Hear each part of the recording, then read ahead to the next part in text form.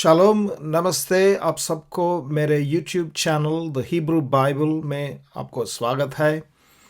और मेरा नाम मोजेस गुमड़ी है। और इस वीडियो में इब्रानी बाइबल में क्या है ये देखेंगे। ये मेरा पहले वीडियो है इस चैनल में। तो इस वीडियो में इब्रानी बाइबल में यानी हिब्रू बाइबल में क्या है वो देखेंगे और यहूदियों के बाइबल में क्या है। हिब्रानी भाषा में तनाख कहते हैं बाइबल को। तनाख थनाखा से आता है तनाख। तनाख ये हिंदी में और इब्रानी भाषा में भी लिखा हुआ है यहाँ पर। ये तनाख क्या होता है? तनाख है तोरा, नवीम, खेतुविम। हिंदी में भी लिखा हुआ इधर तोरा, नवीम, खेतुविम। तनाख इसका मतलब है तोरा जो है वो व्यवस्था है यानी धर्मशास्त्र। पहले 5 किताब मूसा का व्यवस्था। और नबीम जो है वो भविष्यवक्ता के रचनों सब उसके रचन है, उसमें उसके जो लिखा गया जो भी है उसमें है। और बाकी जो बच्चे उसको हम लेखन कह सकते हैं, वो खेतुविम है। तो ये 3 नामों से बनता है तनाख, तनाख। तो तनाख का नाम ऐसे दिया गया है। और क्रिश्चियंस ये ईसाइयों हम क्या बोलते हैं, इसको पुराने नियम कहते हैं। और जब पुराना नियम के बारे में जब हम बोलते हैं कि नया नियम भी है, पुराना है नया भी है। और पुराना नियम नया नियम, पुराना व्यवस्था या नया व्यवस्था भी कह सकते हैं। पुराना व्यवस्था नया व्यवस्था, ये व्यवस्था जो पद है वो शब्द भी हम इस्तेमाल कर सकते हैं। नियम और व्यवस्था। यिर्मयाह के ग्रंथ में 31वें अध्याय और 31 वचन में ऐसा लिखा हुआ है, फिर यहोवा की यह भी वाणी है, सुन, ऐसे दिन आने वाला है जब मैं इस्राएल और यहूदा के घरानों से नए वाचा बांधूंगा। ये शब्द जो है नई वाचा, यही है नया व्यवस्था यानी नया नियम, नया वाचा, सब एक ही है। लेकिन ये वो इब्रानी भाषा के जो पुराने किताब है या पुराने नियम है उसमें लिखा हुआ है। यहाँ पे यिर्मयाह ग्रंथ में 31वें अध्याय में, मैं इधर इब्रानी भाषा में लिखा हुआ है, मैं पढ़ूंगा इब्रानी भाषा में, आप सुनिए। हिन्ने यम्मीम बईम नेऊम अदोनाई वेखाराती एत बेत इस्राएल वे एत बेत यहूदा ब्रित खदशा। ये नई वाचा जो है ब्रित खदशा है। और एक चीज़ मैं बोलना चाहूँगा आपको कि इब्रानी भाषा यहाँ से मतलब दाहिने हाथ से कि बाएं हाथ तक ऐसे जाएंगे, उल्टा। हिंदी जैसा नहीं, अंग्रेजी जैसा नहीं, लेकिन उर्दू जैसे और अरबी भाषा जैसा ये यहाँ से राइट से लेफ्ट को पढ़ा जाता है। ठीक है। और मेरे भाषा में मेरा मातृभाषा हिंदी नहीं है, इसीलिए कभी कभी कुछ उच्चारण में या व्याकरण में दोष हो सकते, कृपया माफ़ कीजिए। तो हमको ये पुराना वाचा और नया वाचा है, ओल्ड कवेनेंट या न्यू कवेनेंट भी बोल सकते हैं अंग्रेजी में, ओल्ड टेस्टामेंट, न्यू टेस्टामेंट भी कहते हैं। तो ये 3 भाग हमने देखे, तोरा, नवीम, खेतुविम। उसमें 5, 8 और 11 किताबें मौजूद है। तोरा में 5 है, नवीम में 8 है और खेतुविम में 11 है। कुल मिला के 24 ग्रंथ यानी किताबें उसमें शामिल है। कौन सा किताब, क्या है किताब, उसका नाम क्या है? तो यही बाइबल के किताबें ही हैं। उसका नाम हम जानते भी हैं, जो क्रिश्चियंस है वो लोग जानते हैं। तो ये 5 किताब जो है, पहले उसको तोरा कहला जाता है। वो 5 किताब यहाँ पर है: उत्पत्ति, निर्गमन, लेविया व्यवस्था, गिनती और व्यवस्था विवरण, और ड्यूटरोनॉमी बोलते हैं, यानी द्वितीयोपदेश भी कह सकते हैं इसको। तो 5 किताबें यानी 5 बुक्स है तोरा में, तोरा। और नवीयीम में 8 किताबें हैं। यहोशुआ को नवीयीम यानी प्रॉफिट्स में, नबियों में शामिल किया गया, यहोशुआ किताब को। ऐसा नहीं है क्रिश्चियन बाइबल में। यहोशुआ न्यायियों, शमूएल राजाओं, यशाया, यिर्मयाह, यहेजकेल, और जो बाकी भविष्यवक्ता है उन लोगों को सब पूरा इकट्ठा करके छोटे भविष्यवक्ता के रूप में एक किताब जैसा रख दिया उन लोगों ने। तो 8 किताबें हो जाएंगे। ये छोटे भविष्यवक्ता में हम देख सकते हैं कि जोल, योवेल, आमोस, ओबदाया, योना, मीका वगैरह। और हेतुविम जो है और बाकी अन्य लेखन जो बचे हुए हैं, उसमें पहला आता है कि भजन संहिता यानी साम्स और जबूर। इब्रानी भाषा में उसको तेहिल्लिम कहते हैं। भजन संहिता, नीति वचन, अयूब यानी जोब, श्रेष्ठ गीत, रूत, विलाप गीत, सभोपदेशक, इंग्लिश में एक्लीसियास्टिस बोलते हैं इसको, एस्तेर, दानियल, एजरा, नेहमिया, ये दोनों किताब मिलके एक ही किताब है। इब्रानी भाषा में जो बाइबल है उसमें एक ही किताब है। एजरा, नेहमिया पूरे मिला दिया गया। और इतिहास जो है, इतिहास माने क्रॉनिकल्स, पहला इतिहास, दूसरे इतिहास पूरे मिला के एक ही इतिहास का बुक है। और यहाँ पे भी फॉर एग्जांपल यहाँ पे शमूएल जो है, पहला दूसरा शमूएल एक ही किताब में, एक शमूएल के नाम पे है। और पहला दूसरा राजाओं में भी एक ही किताब है। तो कुल मिला के 5, 8 और 11 होता है 24। ठीक है, तो 5, 8, 11 होता है 24। लेकिन क्रिश्चियन बाइबल में, मसीही ग्रंथ में, जो पुराने नियम कहते हैं हम, उसमें 39 बुक्स है। 5, 21 और 13, 5, 21 और 13 बुक्स है। लेकिन ये जो 24 है, 24 है, ये यहूदियों के ग्रंथ में ऐसे है। लेकिन कुछ वेबसाइट्स में, यहूदियों के वेबसाइट्स में भी बहुत इंपॉर्टेंट वेबसाइट्स रहते हैं कि chabad.org, ऐसे वेबसाइट में, यहाँ पे इंग्लिश में दिया हुआ हूँ मैं। उसके नाम भी इंग्लिश में, अंग्रेजी में, और हिब्रू के नाम जो है बेरेशित, शेमोत, वाइकरा वगैरह। मैं नेक्स्ट वीडियो में, दूसरे वीडियो में मैं उसके बारे में बताऊंगा। लेकिन आप यहाँ अब देखेंगे तो यहाँ पे 5 किताबें हैं तोरा में। नेवियीम में 21 किताब है, 21। पहले हमने देखा 8 है, 11 है, तो यहाँ पे 21 है और 13 है। तो ऐसे क्यों है? तो ये टोटल हम करेंगे तो 5 और 21 26 हो गया। 26 प्लस जो 13 जो है 39, यानी 39 हो गया। तो 39 जो नंबर है वो क्रिश्चियन बाइबल में, मसीही के मसीह लोगों के पुराने नियम में जितने किताबें हैं उतने ही है। तो ये लोग, यहूदी लोग, क्यों ऐसे दिया है?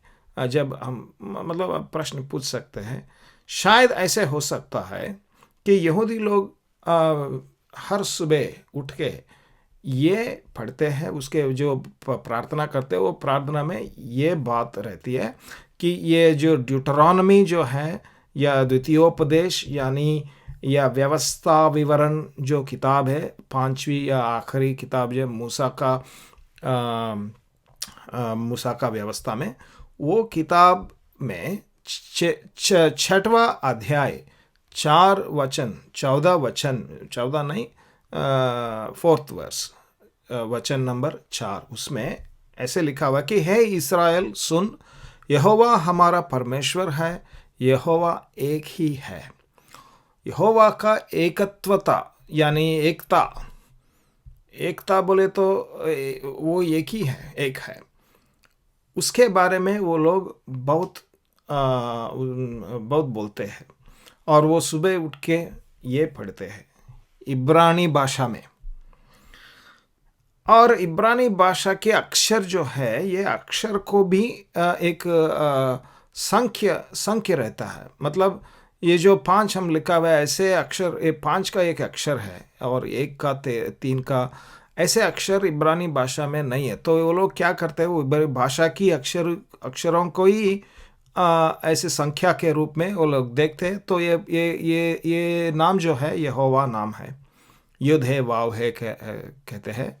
और यहोवा एखाद, यहोवा एखाद बोले तो यहोवा एक ही है। ये जो शब्द है यहोवा एखाद, और वो लोग बोलते हैं अदोनाई। अदोनाई माने प्रभु, उसके अदोनाई का मतलब है प्रभु। वो लोग यहोवा करके पुकारते नहीं, क्योंकि वो लोग ऐसे सोचते नहीं कि हम बोल सकते उसको नाम से, तो वो बोलेंगे प्रभु। यानी हिंदी में प्रभु नहीं बोलते, वो लोग बोलते कि अदोनाई। अदोनाई का मतलब होता है प्रभु, तो वो बोलेंगे अदोनाई एखाद। अदोनाई एखाद का नंबर जो है 26 है, और 26 जो है 5 और 21 है, 26 हो गया। और एखाद का नंबर है 13 हो गया। तो पूरे हमको यहाँ पे 5, 21 और 13 पूरे कुल मिला के 39 हो गया। नहीं, 39 बोले तो 39। तो 521:13 शायद हो सकता है कि इसलिए ये लोग ऐसे नंबर दिया हुआ है। लेकिन हिब्रू बाइबल में यानी इब्रानी बाइबल में 5, 8, 11 ऐसे नंबर किताबें है। ठीक है। तो दूसरी चीज़ जो है हम देखना चाहिए कि यहाँ पे यहोशुआ, न्यायियों, शमूएल, राजाओं, ये सब क्रिश्चियन बाइबल में यानी मसीही की बाइबल में ये इन किताबों को भविष्यवक्ता के रूप में नहीं माना जाता है। लेकिन ये लोग यहोशुआ, न्यायियों, शमूएल, राजाओं को ये भविष्यवक्ता के भाग में शामिल किया है। और दानियल जो है प्रॉफिट है, भविष्यवक्ता है, उसको एक केतुविम में डाल दिया। तो ये तोरा है, नवीम बोले तो प्रॉफिट्स है, नवीम। तो नवीम में ये सब आ गया, और ये जो एक नबी है दानियल, उसको इसमें डाला गया। तो ये एक अलग बात है उसके बाइबल में। लेकिन पहले से जो आखिर तक जो भी है इब्रानी बाइबल में, वही चीज़ हिंदी बाइबल में, अंग्रेजी बाइबल में और सब बाइबल में ही मिलता है। ठीक है। दूसरी चीज़ जो है, ये केतुविम के भाग के पहला पुस्तक जो है वो भजन संहिता है। ये कारण से जब प्रभु यीशु मसीह ने उसके पुनरुत्थान के बाद, वो मृत्यु से जी उठने के बाद, जब उसके चेलों से मिलने को गया था, वो ऊपर के कमरे पर यरूशलेम में, ये चीज़ उसने बोला। क्या बोला? फिर उसने उनसे कहा, ये मेरी वे बातें हैं जो मैंने तुम्हारे साथ रहते हुए तुमसे कही थी, कि अवश्य है कि जितनी बातें मूसा की व्यवस्था और भविष्यद्वक्ताओं और भजनों की पुस्तकों में मेरे विषय में लिखी है, सब पूरी हो। तो ये बात में हम जब देखेंगे कि ये तीन पुस्तकें, 3 भाग का प्रस्तावन किया गया है। पहला है मूसा की व्यवस्था, वो देखे हमने थोड़ा। भविष्यद्वक्ताओं, ये जो है नवीम।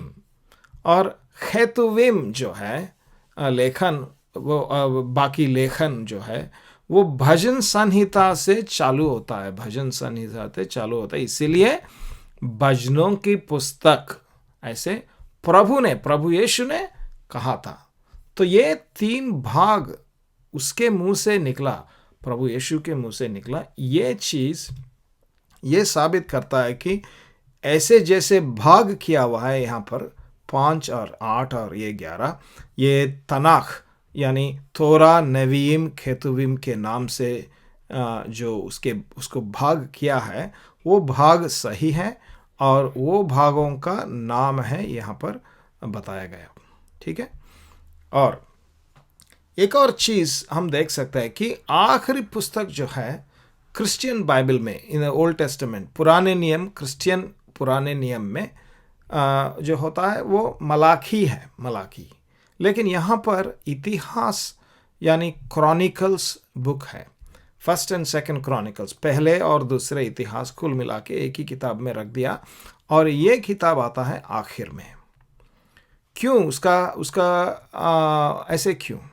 ये बात भी नए नियम में, न्यू टेस्टामेंट में बोला गया। लूका 11वीं अध्याय और 51 वचन में ऐसा लिखा हुआ है, हाबिल बोले तो एबल की हत्या से लेकर जकरिया की हत्या तक जो वेदी और मंदिर के बीच में घात किया गया, मैं तुमसे ये इसको जरा देखेंगे। जकरिया, इसको मार दिया गया कहाँ पर? प्रभु के मंदिर में। वेदी और मंदिर के बीच घात किया गया। ठीक है। ये बात पुराने नियम में भी प्रस्ताव किया गया है। दूसरे इतिहास में 24वीं अध्याय 20 और 21 वचन जब हम देखेंगे, उसमें लिखा हुआ है कि तब परमेश्वर का आत्मा यहोयादा याजक के पुत्र जकरिया में समा गया और वह ऊंचे स्थान पर खड़ा होकर लोगों से कहने लगा, और ये सब बातें कह दिया और उन लोगों को गुस्सा आया उसके ऊपर। वो लोग क्या किया? तब उन लोगों ने उसके विरुद्ध द्रोह की गोष्ठी करके राजा की आज्ञा से यहोवा के भवन के आंगन में उस पर पथराव किया, पत्थर से मारा उसको। तो यहाँ पे यही बताया गया, जकरिया है, इधर भी जकरिया करके है। और ये बात 2 इतिहास किताब में लिखा हुआ है, क्योंकि 2 इतिहास किताब आखिर में आता है इब्रानी बाइबल में।